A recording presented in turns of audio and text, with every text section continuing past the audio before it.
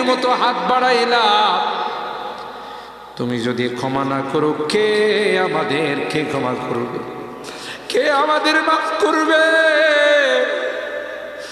ভিক্ষুকে একজনের কাছে ভিক্ষা না পেলে আরেকজনের কাছে পায়, এক দুয়ার থেকে বিতাড়িত হলে আরেক দুয়ারে যায়।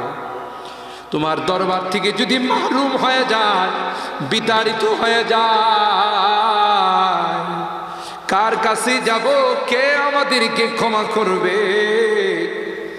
মালিক রে, কাঙ্গালের মতো হাত বাড়াইলাম, তাওবা করতেছি, আর জীবনে কোনোদিন নামাজ ছাড়ব না, আর জীবনে কোনো গুনাহ করব না,